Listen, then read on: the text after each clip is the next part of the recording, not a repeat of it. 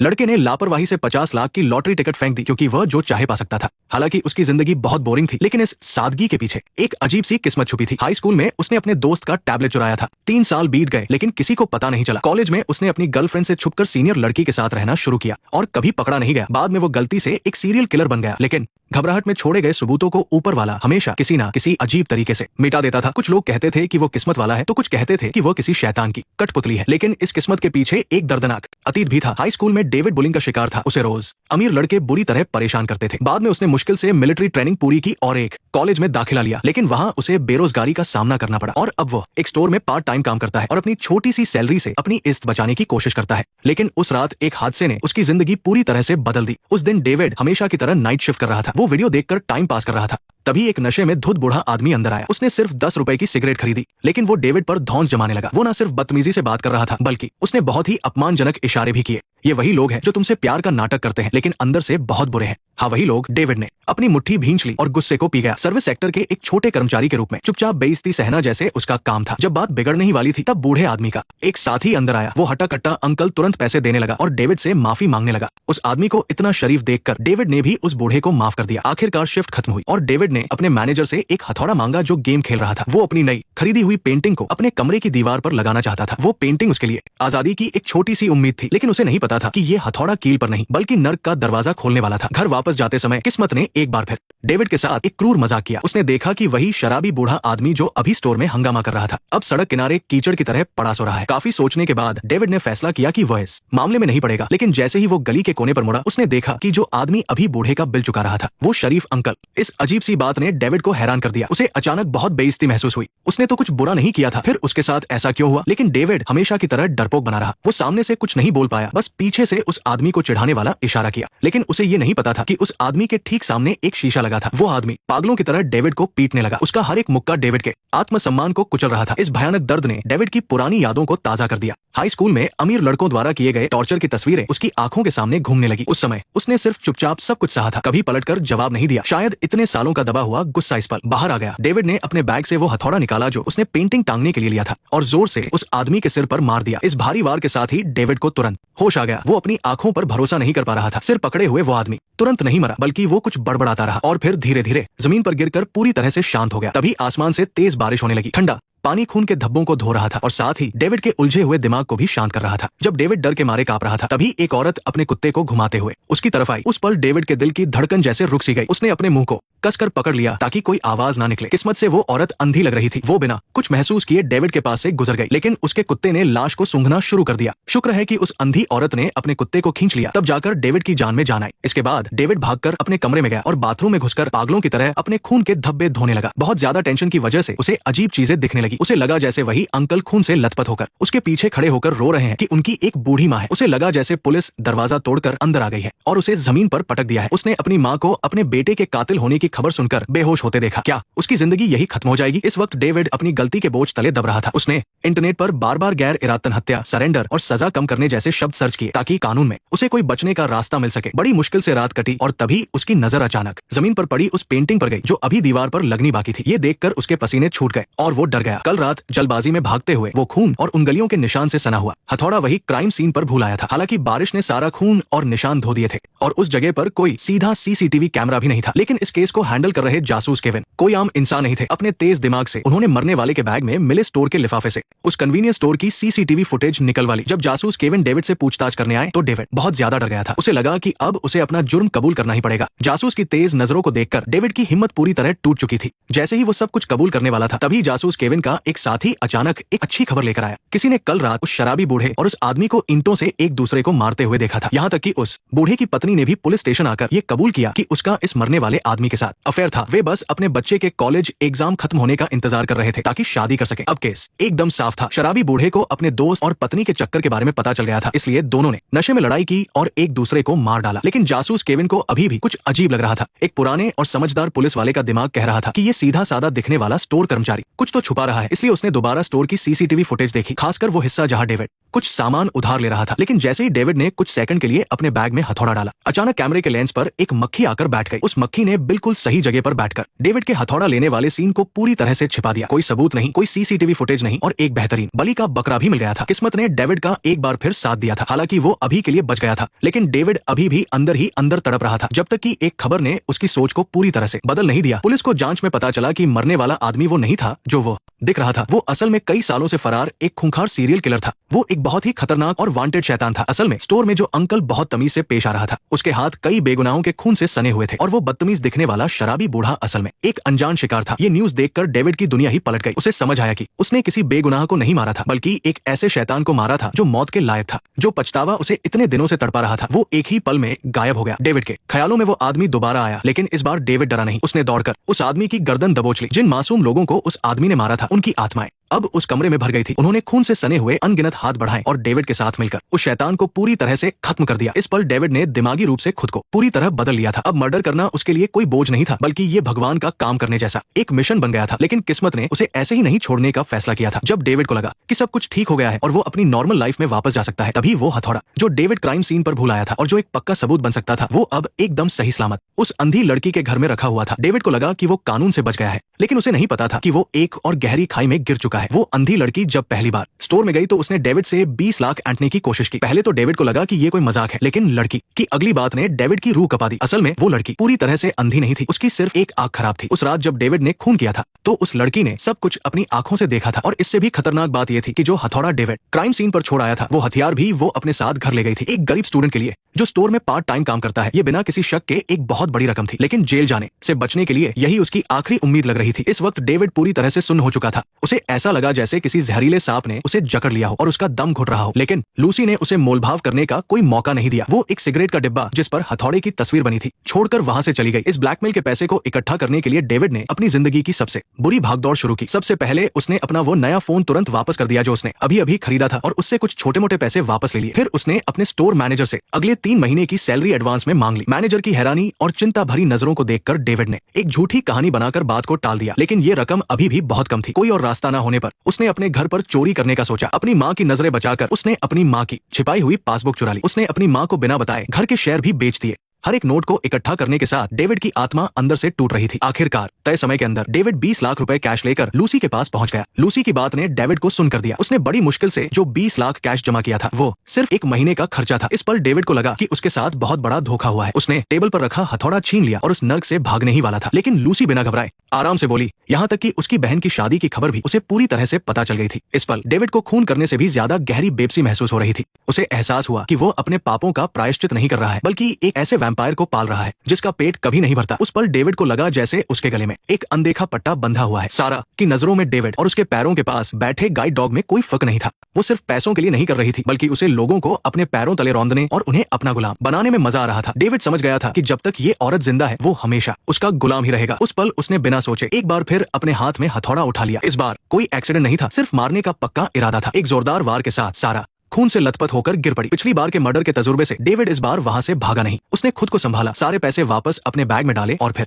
खून से सना वो हथौड़ा अपने साथ ले गया। डेविड के जाने के बाद पूरे घर में उसके बहुत सारे फिंगरप्रिंट और पैरों के निशान छूट गए थे। कायदे से देखा जाए तो इस बार उसका बचना नामुमकिन था, लेकिन डेविड की किस्मत का पहिया एक बार फिर घुमा। कुछ दिनों बाद दूध वाले ने देखा कि सारा के घर के बाहर रखा दूध किसी ने नहीं पिया है। शक होने पर उसने दीवार फांद कर देखा और अंदर का नजारा बेहद खौफनाक था। इसके बाद पुलिस ने इलाके को सील कर दिया। इस केस के इंचार्ज इंस्पेक्टर जॉन ने अपनी टीम के साथ छानबीन शुरू की, लेकिन मौके के हालात देखकर सारे तजुर्बेकार पुलिस वाले भी हैरान रह गए। हालांकि सारा को बहुत ही बेरहमी से मारा गया था, लेकिन वहां से कोई भी काम का फिंगरप्रिंट नहीं मिला। और सबसे ज्यादा चौंकाने वाली बात तो ये थी कि उस कुत्ते ने आंगन में एक गड्ढा खोद दिया था। जब पुलिस ने अंदर देखा तो वहां 2 कंकाल पड़े थे। फॉरेंसिक टीम की जांच के बाद ये साबित हो गया कि ये कंकाल सारा के अंकल और आंटी के थे, जो 5 साल से गायब थे। जैसे जैसे जांच आगे बढ़ी, एक बहुत बड़ा सच सामने आया। बाहर से मासूम दिखने वाली सारा असल में एक पैदाइशी साइकोपैथ और शैतान थी। बचपन में ही उसके माता पिता गुजर गए थे, जिसके बाद उसके अंकल आंटी ने उसे पाला था। स्कूल के दिनों में सिर्फ मजे के लिए उसने अपनी कजिन के चेहरे पर खौलता हुआ पानी फेंक दिया था। बाद में उसकी आंटी ने बड़ी मुश्किल से उसे एक महंगे स्कूल में डाला, लेकिन वो नशे और गलत संगत में पड़ गई।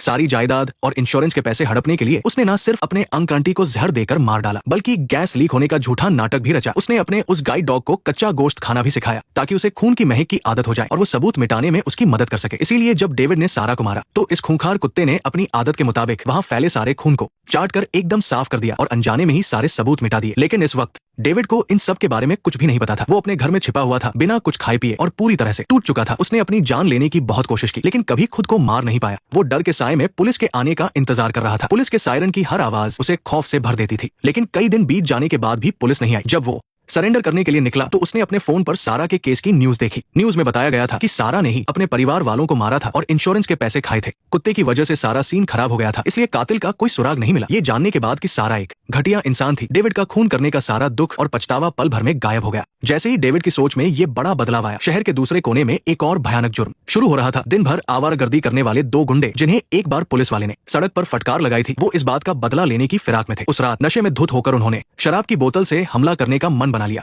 एक सुनसान गली में उन गुंडों ने उस पुलिस वाले पर पीछे से हमला कर दिया। इस बीच वो कुत्ता पट्टा छुड़ाकर अंधेरे में गायब हो गया। इसी दौरान सरेंडर करने का ख्याल अपने दिमाग से निकालकर डेविड घर जाकर आराम करने की सोच रहा था। लेकिन एक अंधेरी गली से गुजरते वक्त वो सीधे उन दोनों गुंडों से टकरा गया। उन्होंने डेविड को रोक लिया और उससे सिगरेट मांगने लगे। बस उसी पल डेविड की नजर उन गुंडों के कपड़ों पर लगे खून पर पड़ी और अचानक उसके शरीर के रोंगटे खड़े होने लगे। लेकिन ये डर की वजह से नहीं था, बल्कि ये एक जाने पहचानी फीलिंग थी, क्योंकि उन दोनों आदमियों के अंदर से एक ऐसी बुराई की महक आ रही थी जिसे सिर्फ डेविड ही महसूस कर सकता था। उस पल डेविड के अंदर फिर से मारने की इच्छा जाग उठी। उसे लगा कि अगर भगवान ने उसे ये ताकत दी है तो अब सफाई करने का काम उसी का है। अगली सुबह एक कंस्ट्रक्शन साइट पर दो लाशें पड़ी मिली। जब डेविड की आंख खुली तो उसने खुद को खून से सने हुए अपने घर में पाया और जमीन पर खून से सनी एक ईंट पड़ी थी। उसे बीती रात की सारी बातें ठीक से याद नहीं थी, लेकिन वो इतना जानता था कि उसने दो और कचरे साफ कर दिए हैं। लेकिन अजीब बात यह थी कि उसके पास टेबल पर एक रहस्यमयी पर्ची रखी थी। अगर पहले के दो मर्डर किस्मत का खेल थे तो इस बार उन गुंडों को मारना डेविड के अंदर के उस इंसान का जगना था जो इंसाफ करना चाहता था। उसे यकीन होने लगा था कि उसके पास बुरे लोगों को पहचानने की कोई सुपर पावर है। इंसाफ करने का ये वहम उसे एक ऐसे खौफनाक रास्ते पर ले जाने वाला था जहां से वापसी मुमकिन नहीं थी। सिर्फ छोटी स्कर्ट पहनकर कुछ फोटो खिंचवाने की वजह से एक लड़की उसी के स्कूल के दो लड़कों की नजरों में आ गई और उसी रात वो उनकी दरिंदगी का शिकार हो गई।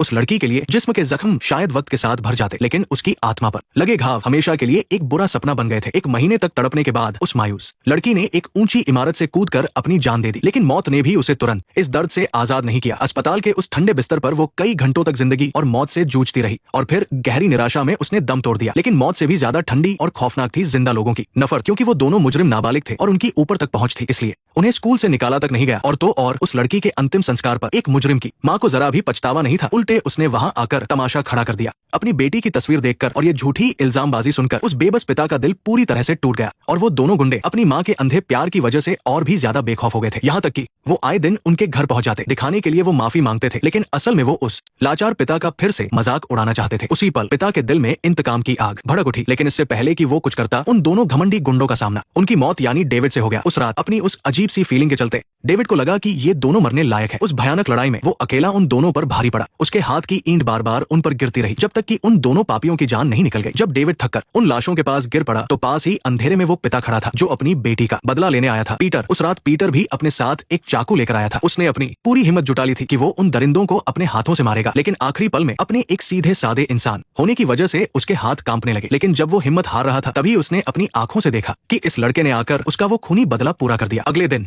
जब डेविड उठा तो उसने खुद को अपने किराए के कमरे में पाया। उसके पास ही वो हथौड़ा रखा था जिससे उसने पहले दो कत्ल किए थे और साथ ही कल रात वाली वो ईंट भी। लेकिन जो चीज उसे सबसे ज्यादा डरा रही थी वो थी उसके हाथ में मौजूद एक रहस्यमयी पर्ची। उस पर लिखा था, अगर मदद चाहिए तो कभी भी कांटेक्ट करें। डर और जानने की इच्छा के साथ डेविड ने अपने फोन पर वो वेबसाइट खोली। उसे तुरंत एक सीक्रेट चैट रूम में जोड़ दिया गया। स्क्रीन के उस पार बैठे इंसान को जैसे उसके बारे में सब कुछ पता था। उसने सीधा उसका नाम लेकर पुकारा। इस तरह किसी की नजर में होने का एहसास डेविड के रोंगटे खड़े कर रहा था। हालांकि सामने वाला कह रहा था कि वो उसकी मदद करना चाहता है, लेकिन डेविड ने तुरंत उसे ब्लॉक करके डिलीट कर दिया। इसी बीच असल जिंदगी की मुश्किलें भी उसके सामने आने लगी। एक कोरियर वाले ने उसे कोर्ट का नोटिस थमाया। दरअसल जिस दुकान में डेविड काम करता था वहां से उसने 3 महीने की एडवांस सैलरी ली थी और खून करने के डर से काम पर नहीं जा रहा था। दुकान के मालिक ने सीसीटीवी में देखा था कि मर्डर से एक रात पहले डेविड दुकान के बाहर चक्कर लगा रहा था। हालांकि 5 दिन पुराने होने की वजह से सीसीटीवी फुटेज डिलीट हो गए थे और कुछ खास रिकॉर्ड नहीं हुआ था। फिर भी मालिक ने उस पर धोखाधड़ी का केस कर दिया था। अब पुलिस की नजरें भी उस पर टिकने लगी थी। चालाक इंस्पेक्टर जॉन ने ध्यान दिया कि हाल ही में हुए सारे मर्डर्स के आसपास डेविड नाम का ये लड़का कहीं ना कहीं मौजूद था। हालांकि कोई पक्का सबूत नहीं था, लेकिन इंस्पेक्टर जॉन का शक कह रहा था कि ये लड़का तरीका सीधा नहीं है। इन सब चीजों के बीच डेविड ने सरेंडर करने का फैसला किया। वो मर्डर करने के उस भारी दबाव को झेल नहीं पा रहा था। उसे लगा कि हर दिन डर कर जीने से अच्छा है कि अपना गुनाह कबूल करके सजा काट ली जाए। यही सोचकर डेविड ने पुलिस को फोन किया, लेकिन दूसरी तरफ फोन उठाने वाले पुलिस वाले को गलतफहमी हो गई। उसे लगा कि ये लड़का सिर्फ कोर्ट के केस से डर गया है। उसने डेविड को तसल्ली देते हुए कहा कि वो बस समय पर कोर्ट जाए और पैसे वापस कर दे। डेविड कुछ समझाना चाहता था, लेकिन कुछ बोल नहीं पाया। फिर उसने 2 लिफाफे तैयार किए जिनमें कैश भरा हुआ था। एक लिफाफा वो अपनी माँ के लिए छोड़ने वाला था और दूसरा दुकान के मालिक को देने के लिए। उसके बाद उसने मर्डर में इस्तेमाल किए गए हथौड़े और ईंट को अपने बैग में रखा और भारी कदमों से पुलिस स्टेशन की तरफ चल पड़ा। लेकिन उसने सपने में भी नहीं सोचा था कि पुलिस स्टेशन के पूछताछ के कमरे में पहले से ही कोई उसकी जगह सरेंडर कर रहा था, और वो इंसान और कोई नहीं बल्कि उस लड़की का पिता पीटर था। वो पूछताछ के कमरे में बैठकर कबूल कर रहा था कि उसने ही उन दोनों गुंडों को मारा है। उसके लिए उन गुंडों का मरना एक बड़े बदले का पूरा होना था। चूंकि उसके दुश्मन मारे जा चुके थे, वो उस अनजान मसीहा की जगह इल्जाम अपने सिर लेने को तैयार था। पीटर ने मर्डर की सारी कहानी बता तो दी, लेकिन कुछ छोटी छोटी बातों पर वो अटक रहा था। खासकर जब इंस्पेक्टर जॉन को पता चला कि पीटर सिगरेट पीना छोड़ चुका है, तो उसे तुरंत शक हो गया कि कातिल कोई और है, क्योंकि उन दोनों में से एक मरने वाले के चेहरे पर सिगरेट से जलने का निशान था। इसके अलावा कातिल ने मारने के लिए अपने सीधे हाथ का इस्तेमाल किया था, जबकि पीटर तो उल्टे हाथ से काम करता था। पुलिस की कड़ी पूछताछ और सबूतों के आगे पीटर का झूठ ज्यादा देर नहीं टिक सका। सच्चाई सामने आने के बाद उसे वहां से बेइज्जत होकर निकलना पड़ा। लेकिन किस्मत का बुरा खेल अभी खत्म नहीं हुआ था। जैसे ही वो पुलिस स्टेशन के गेट से बाहर निकला, एक बेकाबू कार ने आकर उसे जोरदार टक्कर मार दी, जिससे वो हवा में उछल गया, और वो गाड़ी चलाने वाला और कोई नहीं बल्कि उसी गुंडे की मां थी। इसी बीच वो असली कातिल डेविड अभी भी रास्ते में ही था। पुलिस स्टेशन जाकर सरेंडर करने से पहले वो बैंक गया ताकि उसके पास बचे हुए पैसे वो अपने अकाउंट में जमा कर सके। लेकिन जैसे ही वो एटीएम से बाहर निकला, कुछ अजीब घटना घटी। बाइक पर सवार 2 लुटेरे अचानक आए और उन्होंने डेविड का बैकपैक छीनने की कोशिश की। इस खींचातानी में डेविड गलती से जमीन पर गिर गया और उसके हाथ की हड्डी खिसक गई, जिससे फ्रैक्चर हो गया। इसके बाद दोनों लुटेरे नदी के किनारे पहुंचे और जल्दी से लूटा हुआ बैग खोलकर देखा, पर अंदर सिर्फ एक ईंट और एक हथौड़ा था। लुटेरों ने गालियां बकते हुए उस बैग को, जिसमें हत्या के अहम सबूत और वो खूनी ईंट थी, सीधा गहरी नदी में फेंक दिया। और इस तरह कत्ल के ये अहम सबूत एक बार फिर से किसी हादसे की वजह से हमेशा के लिए गायब हो गए। उधर घायल डेविड को अस्पताल ले जाया गया और कार की टक्कर से घायल हुआ जॉन भी इत्तेफाक से वही था। वार्ड के बाहर उन दोनों की किस्मत फिर से टकराई। जॉन ने पट्टी बंधे हुए डेविड को देखा और पास ही पुलिस भी खड़ी थी। वो तुरंत समझ गया कि ये लड़का बहुत बड़े खतरे में है। हालांकि वो खुद मौत के मुंह से वापस आया था, फिर भी उसने बिना कुछ सोचे डेविड को बचाने का फैसला किया। शुरुआत में डेविड इस अंकल को नहीं पहचान पाया, लेकिन जब दोनों की नजरें मिली तो उसने उसे पहचान लिया। ये वही आदमी था जिसने उस रात उसे बेहोशी की हालत में घर छोड़ा था। डेविड को भागने का मौका देने के लिए जॉन ने अपनी आखिरी कुर्बानी दी। उसने ढेर सारी नींद की गोलियां खा ली और सभी डॉक्टरों और पुलिस का ध्यान अपनी ओर खींच लिया। डेविड अस्पताल से भागने में तो कामयाब रहा, लेकिन वो काफी उलझन में था। फिर उसने न्यूज में देखा कि जिन 2 गुंडों को उसने मारा था, असल में वही उस लड़की की मौत के असली जिम्मेदार थे। उसी पल उसके मन का गिल्ट कम होने लगा। उसे समझ आया कि उसने फिर से घटिया लोगों को ही मारा था। तभी वो रहस्यमयी इंसान जिसने डेविड के लिए मदद की पर्ची छोड़ी थी, आखिरकार सामने आ ही गया। इसके बाद वो डेविड को अपने खुफिया ठिकाने पर ले गया। ये एक ऐसा कमरा था जो पीड़ितों की फाइलों और तरह तरह के हथियारों से भरा हुआ था। रॉबिन ने डेविड को बताया कि वही छुपकर उसकी मदद कर रहा था और क्राइम सीन साफ कर रहा था, क्योंकि उसे पता चल गया था कि डेविड के पास बुरे लोगों को पहचानने की एक खास ताकत है। रॉबिन अपनी सारी जमा पूंजी 5 करोड़ वॉन देने को तैयार था। बस वो डेविड के साथ मिलकर इस दुनिया से कचरा साफ करना चाहता था। शुरुआत में डेविड ने मना कर दिया था। वो कोई खूनी दरिंदा नहीं बनना चाहता था, बस एक नॉर्मल जिंदगी जीना चाहता था। लेकिन जब उसने दीवार पर लगी जुर्म की वो सारी फाइलें देखी और उन अंधेरे कोनों को देखा जहां कानून के हाथ नहीं पहुंच सकते, और न्यूज में उन लोगों के घिनौने अपराधों के बारे में सुना जिन्हें उसने गलती से मार दिया था, तो उसके मन में एक अजीब सा मकसद जाग उठा। कत्ल करने का वो पछतावा अब बुरे लोगों को सजा देने के गुरूर में बदल गया था। जब वो फॉलो कर लो, वरना अगली वीडियो मिस हो जाएगी।